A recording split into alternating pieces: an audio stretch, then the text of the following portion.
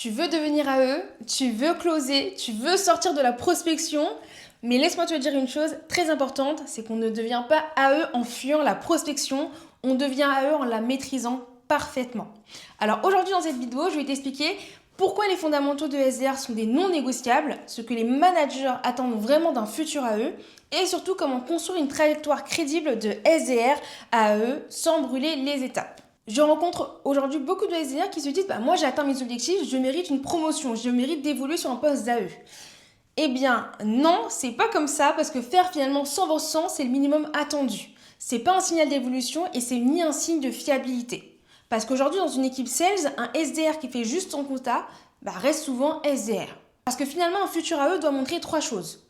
De la surperformance, de la régularité et surtout une compréhension business, pas juste opérationnelle. Donc dépasser ces objectifs, finalement, c'est pas optionnel, c'est juste le b.a.-ba. Et cette surperformance, finalement, commence toujours par un socle, la prospection. L'erreur classique que j'entends beaucoup de la bouche de certains de mes candidats, c'est que quand je serai à eux, finalement, je ne vais plus faire de la prospection.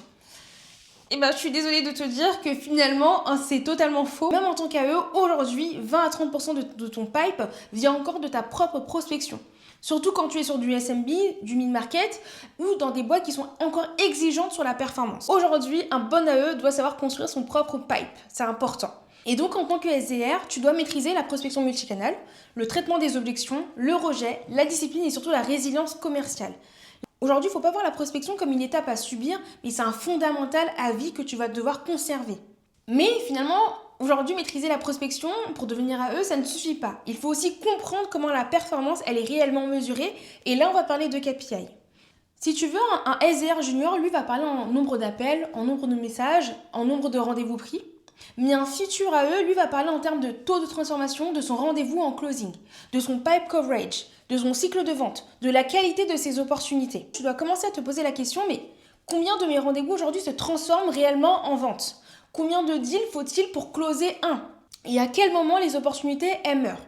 Et surtout, fais quelque chose que très peu de SDR vont faire, va voir les AE.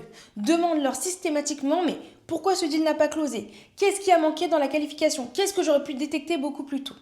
Ici, ton rôle, c'est pas juste de remplir l'agenda de la compte exécutive, mais plutôt d'apporter des deals de qualité. Et quand tu commences à comprendre la qualité des deals, la suite logique, c'est vraiment de vouloir aller jusqu'au bout du cycle de vente. Et comment on fait ? Comment ça se passe ? Si tu veux, un manager, il promeut pas un SDR parce qu'il est motivé. Il le promeut parce qu'il sait qu'il est prêt. Et donc, ce qu'il va regarder ici de très près, c'est son autonomie. Tu sais quoi faire sans qu'on te tienne la main. Ta responsabilité. Tu comprends que ton chiffre impacte le forecast, l'équipe, la boîte. La vision client, tu comprends les enjeux business avant de parler même de la solution. Et ta constance. Pas un bon mois sur 3, une performance qui est ici répétable. Ça, c'est important. Alors finalement, comment prouver tout ça concrètement quand tu es encore SDR ? Je vais t'expliquer. Il y a ce qu'on appelle ici le shadowing, faire du shadow. Donc c'est-à-dire assister en backstage aux calls de tes accounts exécutifs. Donc des calls de closing, de démonstration, enfin tous les calls nécessaires que tu peux faire, participe-y. C'est super important. Mais surtout, au moment où tu participes à ces calls-là, analyse les questions que pose l'account exécutif. Observe les silences. Comprends pourquoi aujourd'hui un deal il avance et pourquoi aujourd'hui il bloque. La discovery avancée. Ici, ne te contente pas juste de qualifier un lead. Commence à comprendre le budget, le timing, le pouvoir de décision, les enjeux business. Plus ta discovery elle est bonne et plus tu facilites ici le closing. Commence à closer sur du SMB parce qu'à un moment, il faut sortir un peu de cette partie théorique et commencer à être dans la pratique. Et donc, la meilleure école pour devenir AE, c'est de commencer à closer des petits deals. Et pour ça, le SMB est parfait parce que finalement, les cycles ils sont courts, les feedbacks ils peuvent être rapides et tu as moins de risques. Donc, commence à demander à gérer des petits comptes, des opportunités entrantes et des deals de A à Z. C'est comme ça que finalement, tu vas apprendre à annoncer un prix, à gérer les objections, à perdre un deal et surtout à gagner des deals. Et à ce stade, finalement, tu n'es plus un SDR qui veut devenir AE, tu es déjà un SDR qui close. Et parfois, malheureusement, même en faisant tout bien, il faut prendre une décision stratégique. Parce qu'il y a un moment dans ta carrière de SDR, il faut savoir être lucide et comprendre que finalement, dans la structure dans laquelle tu es, tu n'as pas la possibilité de pouvoir évoluer en tant qu'account exécutive. Si après 15 à 18 mois de surperformance constante, d'implication réelle dans la vie de l'équipe, d'exposition au closing et parfois même de signature de premier deal, on te répond, on verra au prochain trimestre. Et là, ici, ce qu'il faut entendre, c'est pas un problème de timing, mais c'est un plafond de verre. Et c'est important que tu le comprennes sans amertume parce que, si tu veux, des fois, la boîte à laquelle tu es actuellement, elle a besoin de toi encore en tant que SDR, ou soit il n'y a plus de possibilité d'évolution parce qu'il y a encore trop de monde en interne. Ne prends pas ça comme un échec, prends ça comme une décision stratégique de changer d'entreprise. Et finalement, la question que tu vas me poser, mais comment je fais maintenant pour me préparer pour un poste d'account exécutif dans une autre entreprise? Parce que effectivement, c'est quand même beaucoup plus simple d'évoluer en interne de SDR à eux que de partir dans une autre boîte pour être account exécutif. Et l'un n'empêche pas l'autre. Donc quand tu arrives pour un premier poste d'AE, tu ne dois pas juste parler de ton envie d'être account exécutif, mais tu dois parler de preuves. Tu ne dois pas dire je veux devenir AE, mais tu dois montrer pourquoi tu es prêt.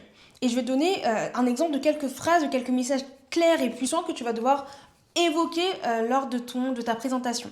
Donc quand tu vas parler de tes résultats, c'est expliquer que tu as dépassé tes quotas de X sur 3 trimestres consécutifs. Expliquer que tu as généré en moyenne X de pipe par mois.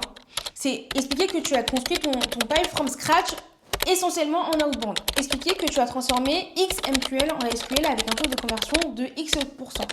C'est expliquer que tu as déjà closé des deals sur le segment SMBs de A à Z. C'est expliquer également que tu as généré X de chiffre d'affaires sur tes propres opportunités. Tu ne demandes pas ici une chance, tu démontres que tu es déjà dans le rôle d'account exécutif. Et c'est exactement comme ça que les recruteurs et que les managers vont se projeter avec toi sur le poste d'account exécutif. Ok ?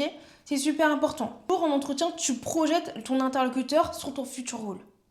Ici, retiens bien que devenir AE, c'est pas fuir la prospection, parce que comme je te l'ai dit, tu feras toujours de la prospection. Mais c'est plutôt maîtriser les fondamentaux encore et encore. C'est comprendre les enjeux business, pas juste le produit.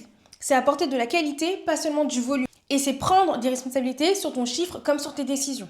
Le passage de SDR à AE ne se fait pas par hasard. Honnêtement, il se construit, il se prouve et surtout il se mérite.